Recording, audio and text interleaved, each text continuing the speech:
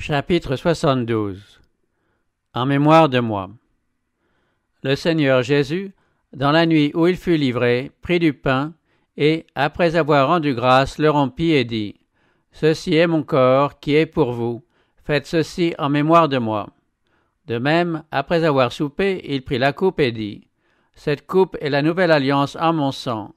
Faites ceci en mémoire de moi, toutes les fois que vous en boirez. Car toutes les fois que vous mangez ce pain et que vous buvez cette coupe, vous annoncez la mort du Seigneur jusqu'à ce qu'il vienne. Jésus se tenait au point de transition qui séparait deux économies ayant leurs grandes fêtes respectives.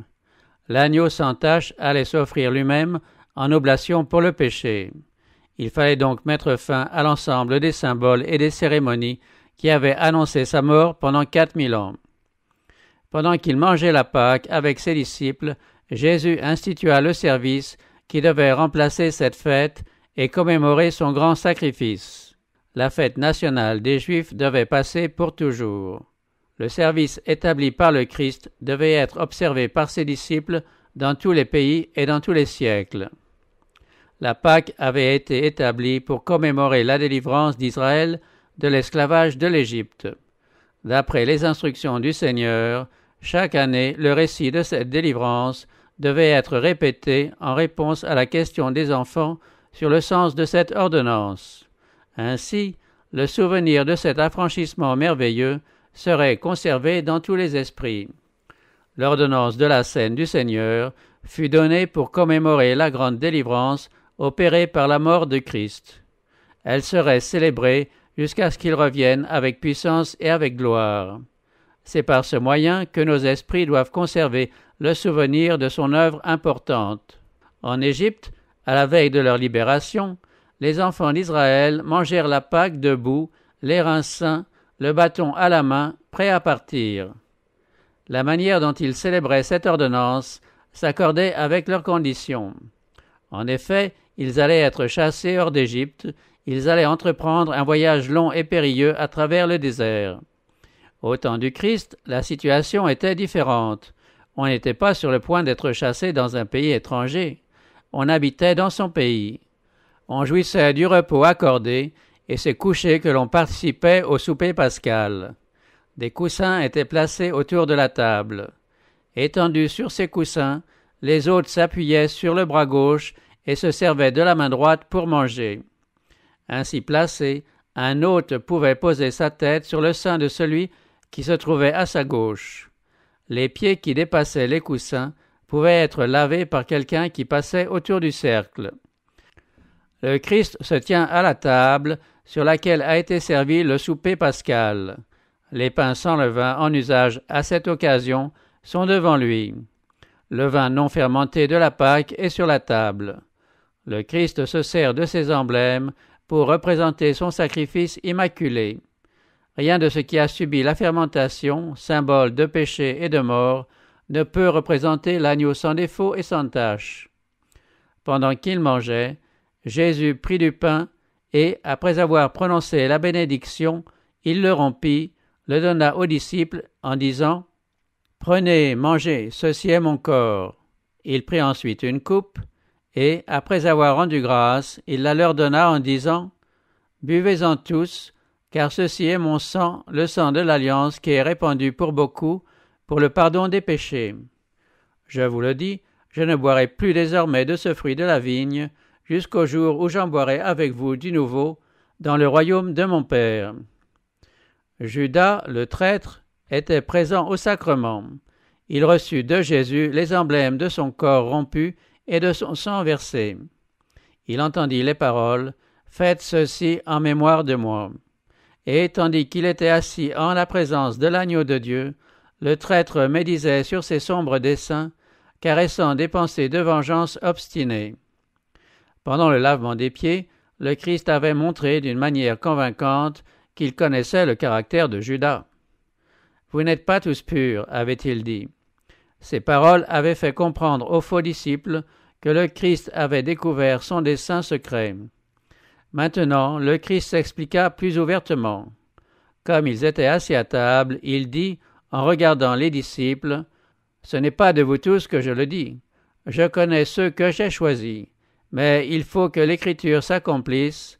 Celui qui mange avec moi le pain a levé son talon contre moi. » Les disciples ne soupçonnaient pas encore Judas, mais ils constataient le trouble de leur maître. Un nuage de tristesse les enveloppa, présage de quelque sombre calamité dont ils ne comprenaient pas la nature. Pendant qu'ils mangeaient en silence, Jésus dit : « En vérité, je vous le dis, l'un de vous me livrera. » Ces paroles les remplirent d'étonnement et de consternation. Ils ne pouvaient admettre que l'un d'eux pût agir avec perfidie à l'égard de leur divin maître. Pour quelle raison l'aurait-il trahi? Et auprès de qui? Chez lequel d'entre eux un tel dessein aurait-il pu prendre naissance? Certainement pas chez l'un des 12 qui, mieux que tous les autres, avait eu l'occasion d'entendre ses enseignements, avait été l'objet de son amour extraordinaire et à qui il avait fait l'honneur de les admettre dans sa communion intime. Quand ils eurent compris la portée des paroles du Christ, ils furent saisis de crainte et de défiance en songeant à la véracité constante de ses déclarations. Ils sondèrent leur cœur pour voir si quelque pensée d'animosité à l'égard de leur maître s'y trouvait cachée. Ils demandaient l'un après l'autre, avec une émotion douloureuse : « Seigneur, est-ce moi ?» Judas seul gardait le silence. Jean, fort angoissé, finit par demander : « Seigneur, qui est-ce » Alors Jésus répondit : « C'est celui pour qui je tremperai le morceau et à qui je le donnerai. » Le Fils de l'homme s'en va selon ce qui est écrit de lui. Mais malheur à cet homme-là, par qui le Fils de l'homme est livré. Mieux vaudrait pour cet homme ne pas être né. Les disciples s'étaient interrogés des yeux en demandant : « Seigneur, est-ce moi ?» Le silence de Judas attira l'attention de tous. Au milieu de la confusion provoquée par les questions et les expressions d'étonnement, Judas n'avait pas entendu les paroles prononcées par Jésus en réponse à la question de Jean. Mais maintenant, pour échapper au regard inquisiteur des autres disciples, il demanda lui aussi : « Maître, est-ce moi ?» Jésus affirma avec solennité : « Tu l'as dit. » Surpris et confus de ce que son dessein avait été dévoilé, Judas se leva en hâte pour quitter la pièce.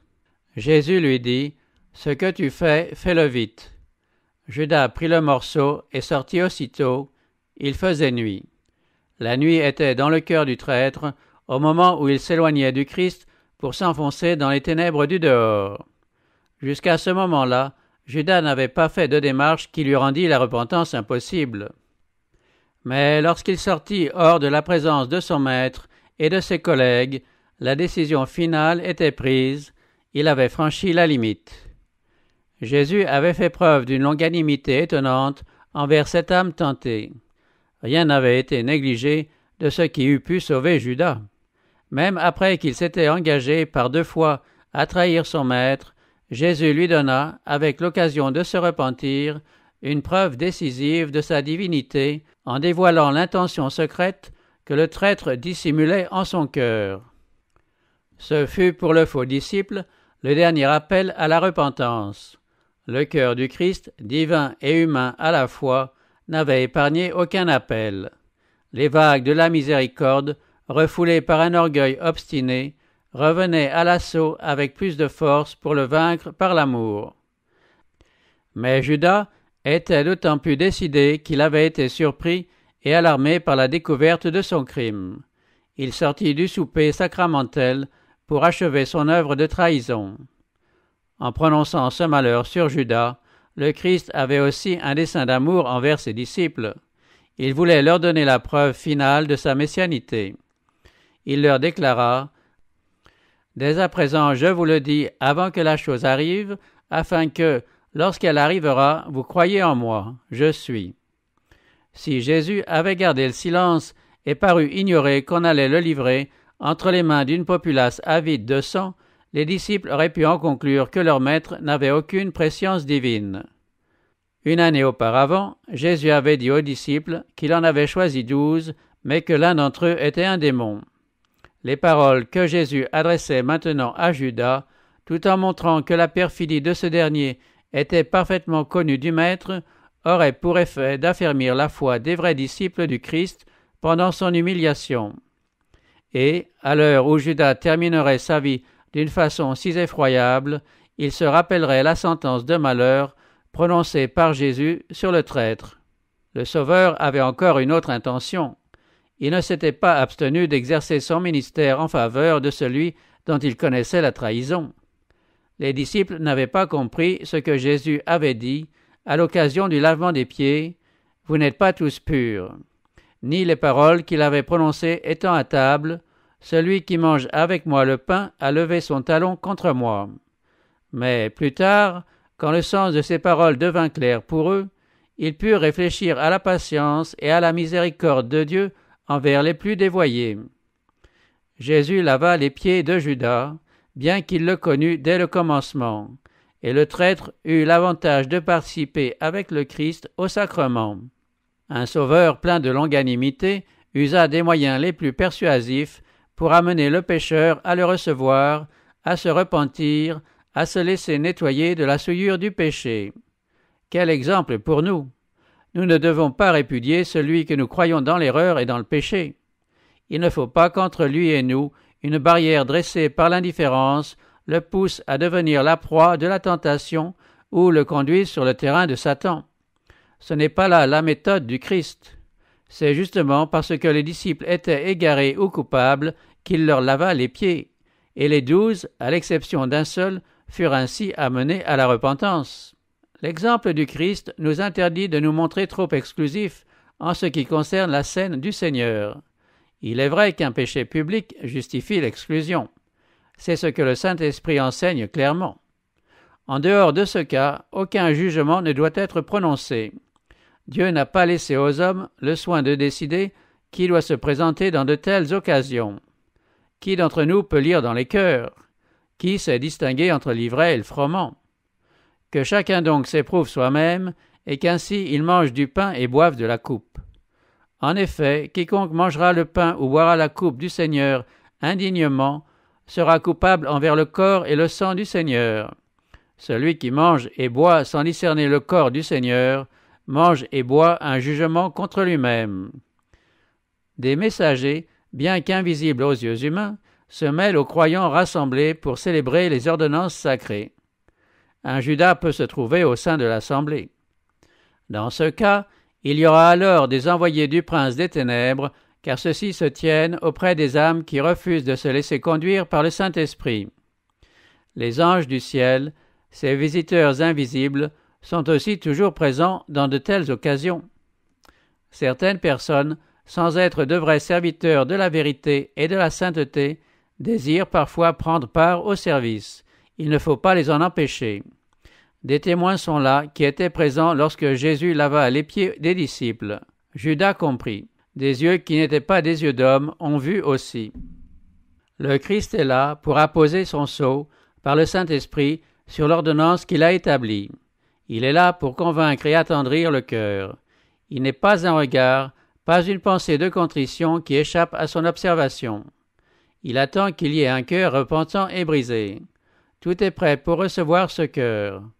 Celui qui a lavé les pieds de Judas désire ardemment laver tous les cœurs de la souillure du péché. Personne ne devrait se priver de la communion parce qu'il y a près de lui un être qui n'en est pas jugé digne. Chaque disciple est appelé à y participer publiquement pour témoigner ainsi du fait qu'il accepte le Christ comme son sauveur personnel. Dans de telles réunions, que le Christ a lui-même convoquées, il rencontre les siens pour les galvaniser par sa présence. Même si ce sont des cœurs et des mains indignes qui administrent le sacrement, le Christ est pourtant là, officiant lui-même en faveur de ses enfants. Tous ceux qui s'approchent en plaçant en lui leur confiance se trouveront richement bénis.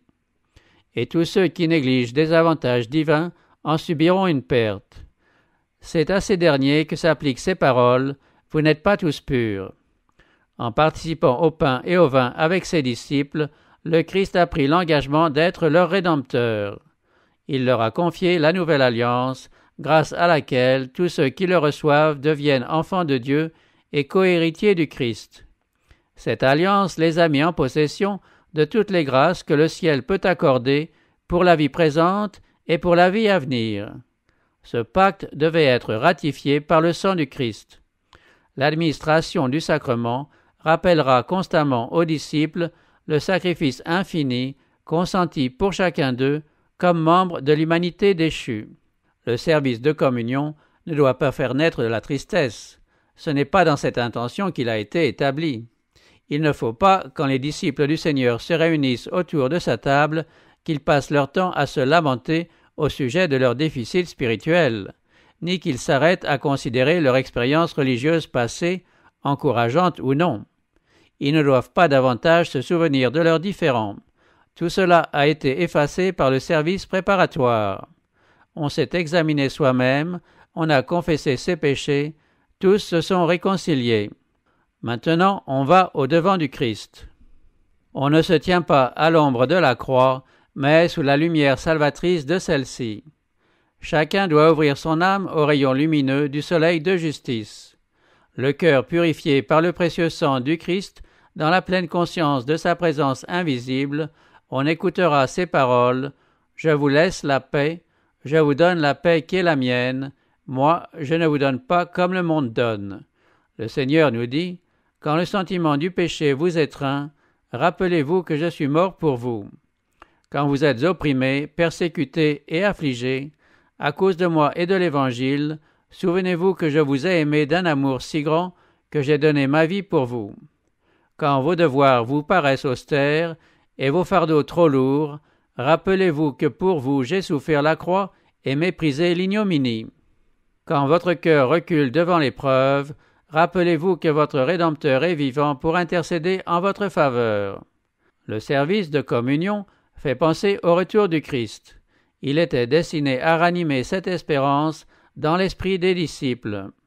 Toutes les fois qu'ils se réunissaient en vue de commémorer la mort de Jésus, ceci leur revenait à l'esprit. Il prit ensuite une coupe, et après avoir rendu grâce, il la leur donna en disant « Buvez-en tous, car ceci est mon sang, le sang de l'alliance qui est répandu pour beaucoup, pour le pardon des péchés. Je vous le dis, je ne boirai plus désormais de ce fruit de la vigne, jusqu'au jour où j'en boirai avec vous du nouveau, dans le royaume de mon Père. » L'espérance du retour du Seigneur était un réconfort dans les afflictions. Cette pensée leur était précieuse, au-delà de tout ce que l'on peut imaginer. Toutes les fois que vous mangez ce pain et que vous buvez cette coupe, vous annoncez la mort du Seigneur jusqu'à ce qu'il vienne. Voilà des choses que nous ne devons jamais oublier. L'amour de Jésus qui nous presse doit toujours être présent à notre esprit. Le Christ a institué ce service afin de parler à nos sens de l'amour que Dieu a manifesté à notre égard. Il ne peut y avoir d'union entre nos âmes et Dieu que par le Christ. C'est l'amour de Jésus qui doit cimenter et rendre éternel l'union et l'amour qui existent entre les frères. Il ne fallait rien moins que la mort du Christ pour donner de l'efficacité à son amour pour nous. Grâce à cette mort, nous pouvons attendre avec joie son retour. Son sacrifice est le centre de notre espérance et l'objet de notre foi.